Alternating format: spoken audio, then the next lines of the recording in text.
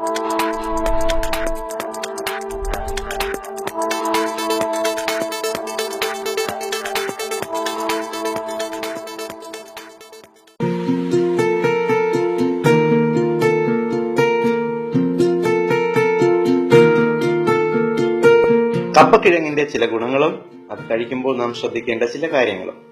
കപ്പക്കിഴങ്ങ്, മരിച്ചീനി, കൊള്ളിക്കിഴങ്ങ് ഇങ്ങനെ പല പേരിൽ അറിയപ്പെടുന്ന മലയാളികളുടെ ഈ പ്രിയപ്പെട്ട വിഭവം യഥാർത്ഥത്തിൽ സൗത്ത് അമേരിക്കൻ വംശജനാണ് എന്ന് പലർക്കും അറിയില്ല. ചെറിയ ചിലവിൽ രുചിയേറിയതും പോഷകഗുണമുള്ളതുമായ ഭക്ഷണമാകാനുള്ള കഴിവുകൊണ്ടാണ് കപ്പക്കിഴങ്ങ് നമുക്ക് ഇത്രയേറെ പ്രിയപ്പെട്ടതാകുന്നത്. നമ്മുടെ ഭക്ഷണക്രമത്തിൽ കപ്പക്കിഴങ്ങ് ഉൾപ്പെടുത്തണം എന്നാണ് എത്നിക് ഹെൽത്ത് കോഡ് നിങ്ങളോട് സജസ്റ്റ് ചെയ്യുന്നത്. ഇതിന്റെ പ്രധാന ഗുണങ്ങൾ എന്തൊക്കെയെന്ന് നോക്കാം. ഏറ്റവും കൂടുതൽ കാർബോഹൈഡ്രേറ്റും പ്രോട്ടീനും കാൽഷ്യവും നിറഞ്ഞ ഭക്ഷണമാണിത്. രോഗപ്രതിരോധ ശേഷി വർദ്ധിപ്പിക്കുന്നു, ഹൃദ്രോഗത്തെ ചെറുക്കുന്നു, കോശങ്ങളിലെ DNA കേടുപാടുകൾ പരിഹരിക്കുന്നതിലൂടെ പ്രായാധിക്യം ചെറുക്കുന്നു, ക്യാൻസറിനെ തടയുന്നു. ആഴ്ചയിൽ ഒരിക്കലെങ്കിലും ഇത് കഴിച്ചാൽ യുവത്വത്തെ തിരിച്ചു കൊണ്ടുവരും എന്ന് സൗത്ത് ചൈനയിലെ യൂണിവേഴ്സിറ്റി ഓഫ് ടെക്നോളജി തെളിയിച്ചിട്ടുണ്ട്. ഇതിൽ ധാരാളം പൊട്ടാസ്യം അടങ്ങിയിട്ടുള്ളതുകൊണ്ട് രക്തസമ്മർദ്ദം കുറയ്ക്കും, വൃക്കകൾക്ക് അത്യുത്തമം, ഓർമ്മശേഷി വർദ്ധിപ്പിക്കും, അൽഷിമേഴ്സ് രോഗത്തെ ചെറുക്കും. ഇതിൽ ധാരാളം കാൽഷ്യം അടങ്ങിയിട്ടുള്ളതുകൊണ്ട് എല്ല് തേയ്മാനം, ബലക്കുറവ് എന്നിവയ്ക്ക് വളരെ ഫലപ്രദമാണ്.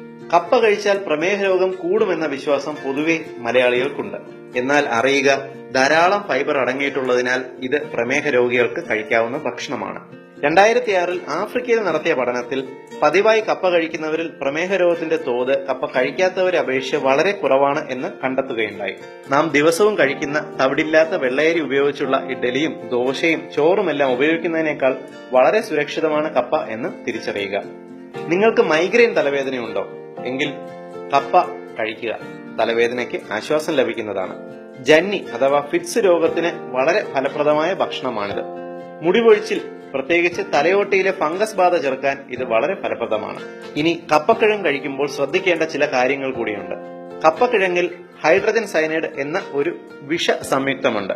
കപ്പക്കിഴങ്ങ് വെള്ളത്തിൽ തിളപ്പിക്കുമ്പോൾ ഈ രാസവസ്തു ഏതാണ്ട് 90% വെള്ളത്തിൽ അലിഞ്ഞു പോകുന്നു. പക്ഷേ ബാക്കി 10% അതിൽ തന്നെ ഉണ്ടാകും. ഇത് നിർവീര്യമാക്കാൻ പ്രോട്ടീൻ അടങ്ങിയ ഭക്ഷണങ്ങളായ ഇറച്ചി, മീൻ എന്നിവ ചേർത്ത് കഴിക്കുക. നിങ്ങൾ വെജിറ്റേറിയൻ ആണെങ്കിൽ കപ്പയോടൊപ്പം പയറോ ബീൻസോ കടലയോ കറിവെച്ച് ഉപയോഗിക്കുക. ഈ പ്രോട്ടീൻ ഭക്ഷണത്തിലെ നൈട്രൈറ്റുകൾ കപ്പക്കിഴങ്ങിലെ രാസവസ്തുവിനെ നിർവീര്യമാക്കും. മലയാളികളുടെ ഇപ്പോഴത്തെ ഒരു പ്രധാന ദുശ്ശീലമാണ് കപ്പ ചിപ്സ്. ഇത് കഴിവതും ഒഴിവാക്കുക. കാരണം കപ്പ ചിപ്സ് പതിവായി കഴിക്കുന്നവരിൽ കൊളസ്ട്രോളും ട്രൈഗ്ലിസറൈഡും കൂടുന്നതായി പഠനങ്ങൾ തെളിയിച്ചിട്ടുണ്ട്. ഏറ്റവും ഉപകാരപ്രദമായ ഹെൽത്ത് ഇൻഫർമേഷൻസ് നിങ്ങൾക്ക് വേണ്ടി അവതരിപ്പിക്കുന്നത് ethnichealthcode.com.